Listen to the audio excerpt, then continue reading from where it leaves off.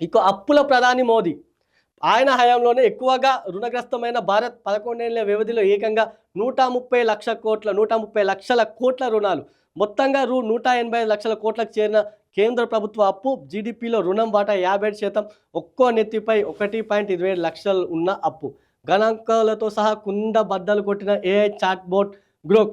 నిజంగా గ్రోక్ చాలా అంటే హుహు. ప్రతి విషయం అయితే చెప్తుంది. కొంచెం కేంద్ర ప్రభుత్వం ఇప్పటివరకు ఏవైతే గొప్పలు చెప్పుకుంటూ వచ్చిందో యెస్. వాటన్నిటిని కూడా గ్రోక్‌కు కుండ బద్దలు కొడితే అవన్నీ తప్పులని కూడా చెప్తున్నాయి. ఛ! ఇదే అంశంలో మోదీ అంటే కేంద్ర ప్రభుత్వం చేసినటువంటి అప్పులను కూడా గ్రోక్ చెప్పింది ఏందంటే, ఈ ప్రస్తుతం 11 ఏళ్లలో ప్రస్తుతం హ్యాట్రిక్ విజయం సాధించిన బీజేపీ ఇప్పుడు మూడో దఫా బీజేపీ అధికారంలో ఉంది. ఈ నేపథ్యంలో 130 లక్షల కోట్ల రుణాలు గత 11 ఏళ్లుగా 130 లక్షల కోట్ల రుణాలు కేంద్రం చేసింది. ఇక మొత్తంగా చూసుకుంటే 185 లక్షల కోట్ల అప్పు కేంద్రం చేసింది. దీని ఒక్కొక్క నెత్తిపై దేశవ్యాప్తంగా ఉన్న సగటు వ్యక్తిపై 1.27 అంటే 1,27,000 అప్పు ప్రతి ఒక వ్యక్తిపై ఉన్నట్లుగా గ్రోక్ చెప్తుంది.